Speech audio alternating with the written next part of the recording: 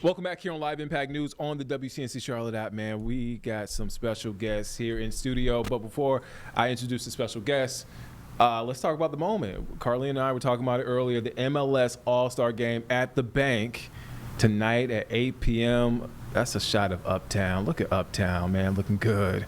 It looks hot outside. Not that hot, but kind of hot. To your right, that's Bank of America Stadium. Below that, Truist Field. That's where the Skills Challenge was last night.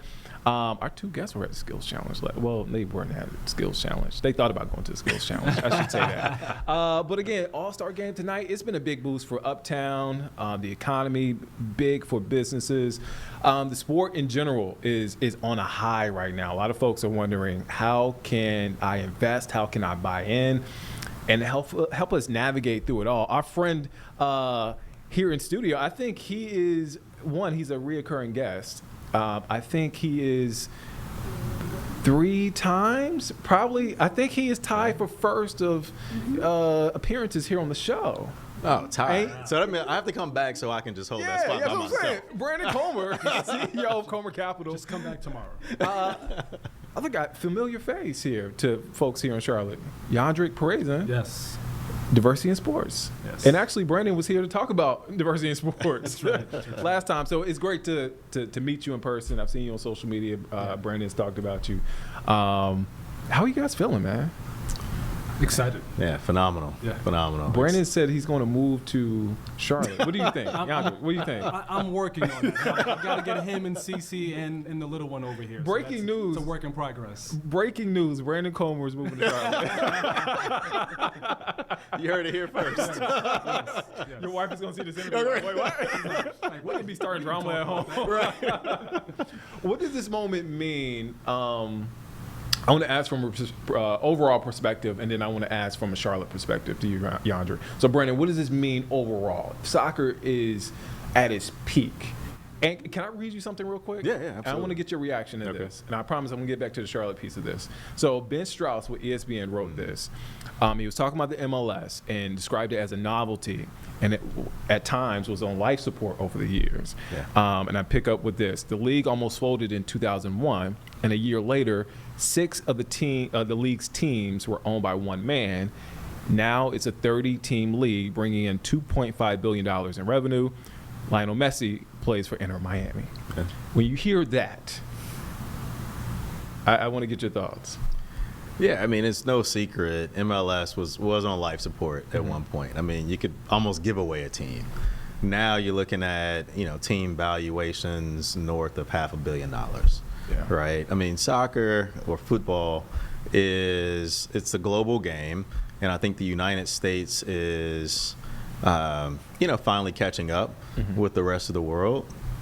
And when you look at the ownership group across MLS, I think that speaks for itself, right? These aren't, small owners. These are owners that own across multiple professional sports. So the Arthur Blanks of the world that own the Falcons, et cetera. So you have a really professional, institutionalized ownership group that's bringing that level of sophistication to MLS, as well as the staying power, right? Because until revenues caught up, they had to continue to pour money in and support the league. Yeah. And so I think now you're reaching that point where, you have increased sponsorship dollars, you have increased media rights, and all of those things are finally getting to a point where MLS is truly now starting to compete with the other Big Four leagues. So, and then on the back of the World Cup, I mean, right now, the U.S. is on fire for soccer right now, right? I mean, this was one of the most exciting World Cups. The U.S. men's team surprised everyone, and the viewership was second only to the Super Bowl. And that was without the U.S. competing in the finals. Yeah. Right. So when you, and when you think about the level of viewership across that many games, it surpassed anything that we experience from a traditional sports broadcast standpoint. So it brought a lot of energy to the U.S. It brought a lot of energy to markets that may not host something of this scale. I think about a Kansas City, for example. Yeah. Right? they were number 1 or number 2 in fan experience because they really just embraced what was coming into the city and did it in such a way that fans just truly had a magnificent experience, not only enjoying the World Cup but enjoying the United States because so many were international.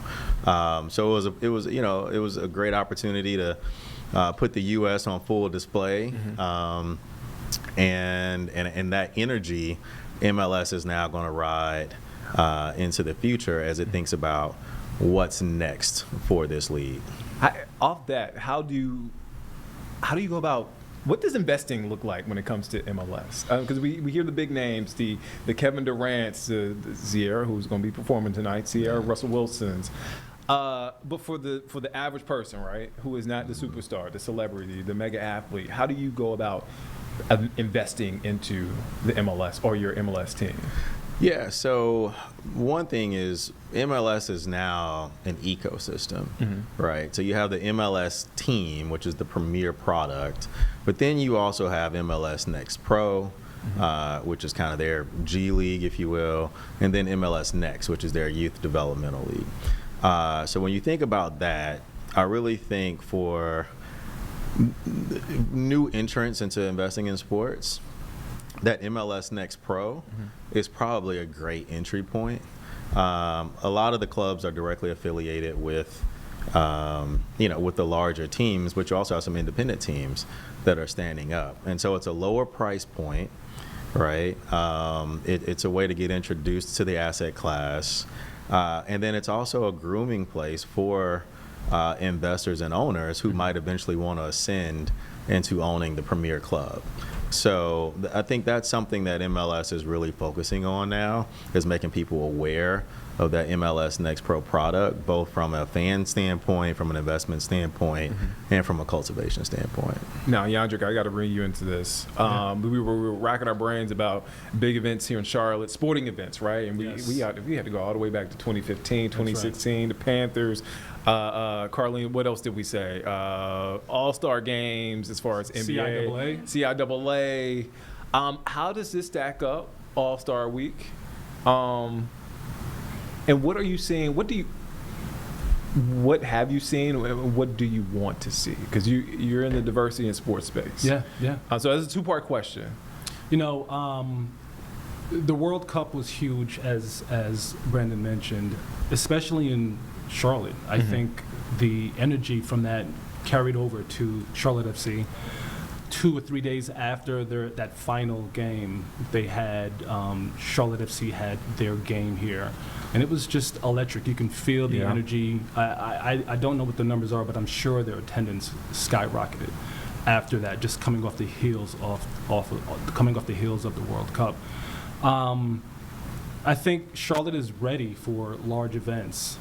We're going to find out today. They're going to show some renderings or some renderings of the new Bank of America Stadium and how they're going to rebuild that and possibly there's rumblings of maybe bringing a Super Bowl here at some point. Fingers crossed. Yeah, fingers crossed. So I think Charlotte is ready. We've got some infrastructure things to look into, but I think we are diverse. We have a large Latin community, African community, Black community. I think that's why I'm in it. I want to be able to bring those worlds together and create pathways for individuals that want to get into sports. But I think Charlotte is ready. I think we're prime. And I just want to add, go ahead. I had a chance to preview or do the Bank of America Experience Center, and it highlighted the design for the upgrades and the model suites and all of that. You guys are gonna have a phenomenal product. It's truly exciting, and it's I'm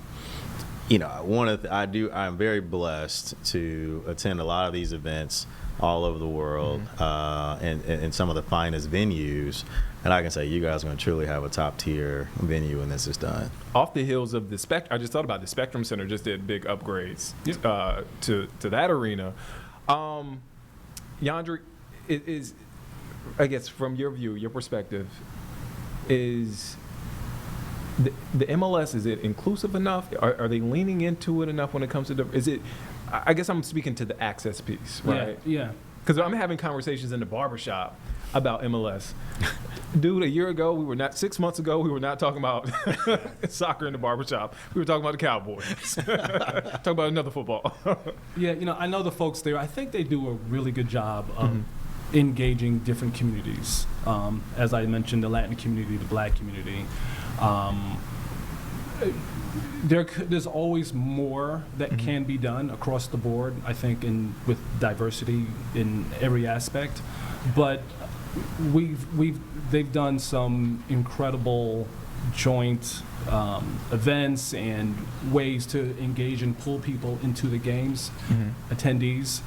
So I've seen a lot of that happen. There's always more opportunity for them, but they're doing a pretty good job. Brandon, I want to ask: does this hype with the World Cup and where we are with soccer, is that sustainable? I believe so. From a looking at a investment as far as a fan buying a ticket, right, Yeah. or even much more money into this, is it sustainable? Oh, absolutely. I don't think this is going anywhere. This isn't just a blip or a moment in time. I think one of the things if you watch the developmental aspect of soccer in the United States, that'll tell you the trajectory that we're on. Right, so I talked about like my daughter who's a collegiate soccer player now. Yeah. When you start with the youth clubs, watch the expansion, watch the number of kids who are attending.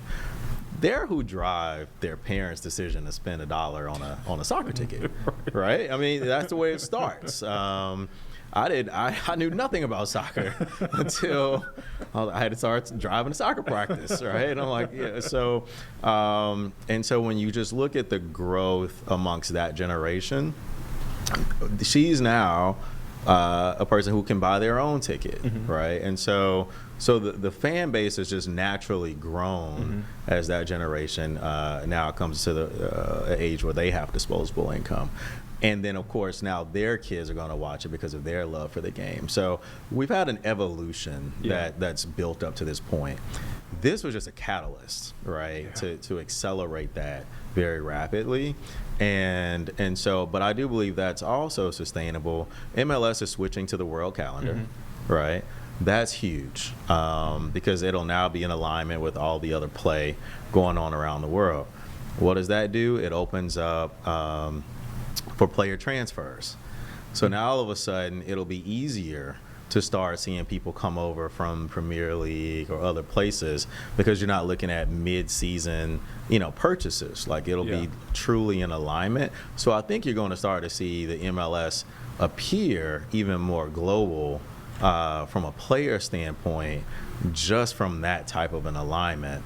And then, from a viewership standpoint, whether it's in person or on TV, the price point for MLS, if you're looking for something to do with the family that's really exciting and engaging, it's still cheaper than going to an NFL game or an NBA game, right? So you still have that increases access to a high quality professional sports event, but not necessarily at that really, at a higher price point. But now ticket prices are going up. Oh yeah, right. So I mean, it happens. They were almost giving them away before, right? But it's still substantially cheaper. So when you think about taking a whole family out, right, versus just corporate events where you happen to get some good tickets because your job has it, this is still much a more family-oriented and affordable type of engagement. So I think it's not only sustainable, I think the trajectory is going to continue to increase in the near future. Carlene, you had that list because let me put some respect on the city's name. It's TIAA, Duke's Mayo Bowl, and March Madness here in Charlotte. This is what happens when I didn't make a list of this, so I had to. Thank you, Carlene. NBA All-Star. Yeah, NBA All-Star. So, let me put some respect. And maybe a Super Bowl.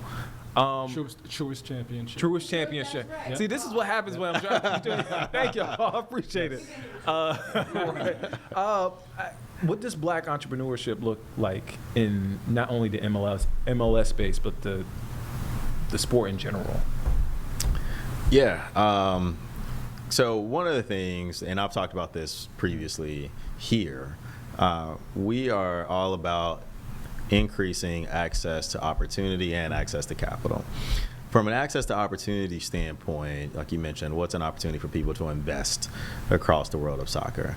But it's an ecosystem, right? It's not just the teams. When you think about these new stadium builds, folks aren't just building stadiums, they're building entertainment districts.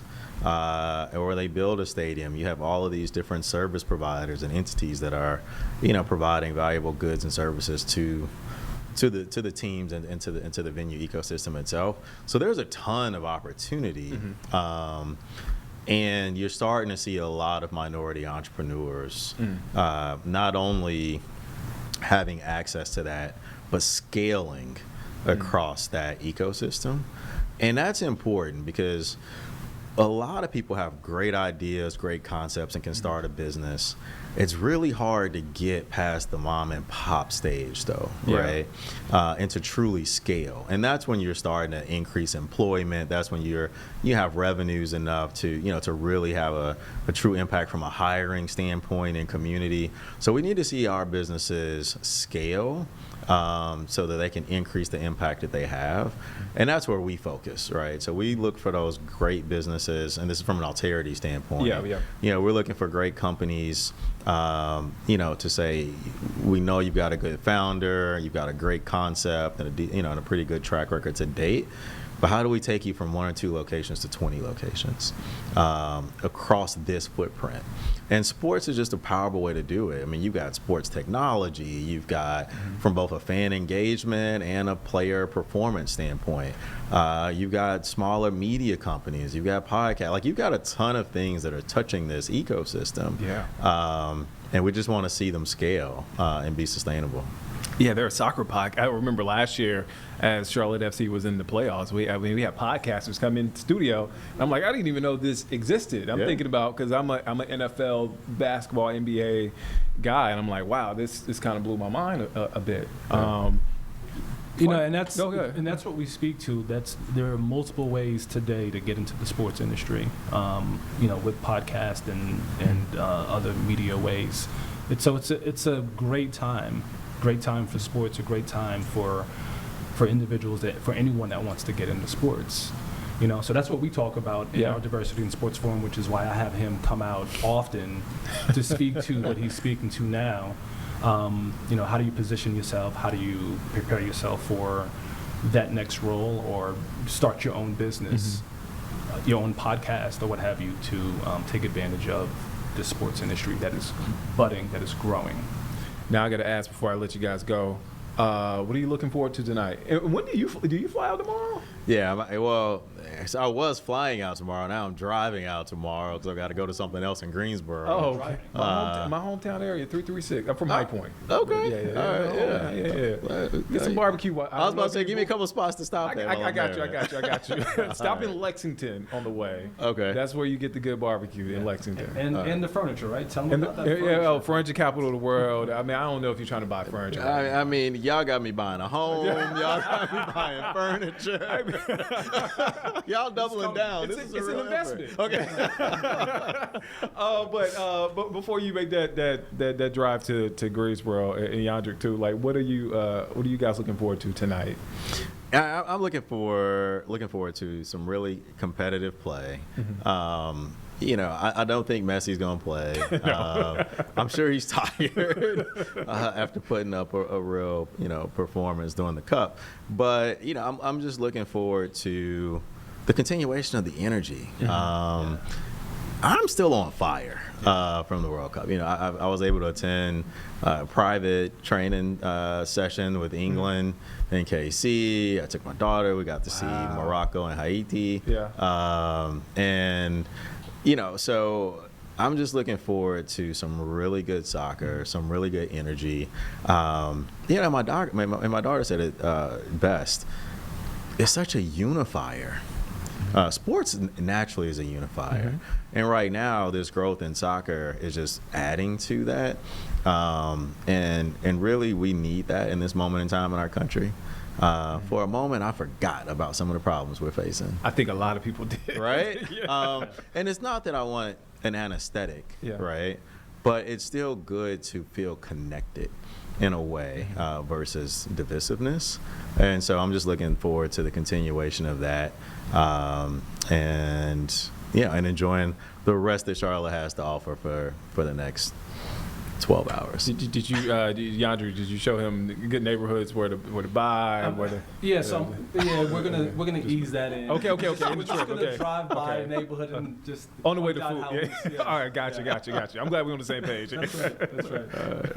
What are you looking forward to? I mean, you're here, but what are you? Yeah, this is exciting. The energy is something that I really want to feel. But what I always look forward to is how our local economy benefits from these large events, whether it's CIAA or the Truist Championship or and All-Star Weekend. March I Madness, believe some years ago CIAA brought in something like $45 million to the local economy. Yeah. So things like that. I want to see how I want everyone to benefit from this, local businesses, hotel, whatever. Yeah. So I'd like to see that, and of course Sierra. Watch it. How did I forget that one? Watch it. I think Russell Wilson is somewhere around here, somewhere lurking in. Man, fellas, thank y'all for stopping by. Brandon, come back again. You'll be back sooner than later. I will, because I got to get that number one spot. Yeah, there you go. Yandrick, come back. Yes. Again, thank you guys. Again, MLS All-Star Game tonight, man. We have a lot of coverage. We got the whole squad out there, man. I can't even list everybody because we got so many people out there tonight. So make sure you stay with us on the TV side of things, WCNC Charlotte, and then here on the app, WCNC Charlotte app. All right, let's head to break. We'll be back here in just 2 minutes here on Live Impact News on the WCNC Charlotte app.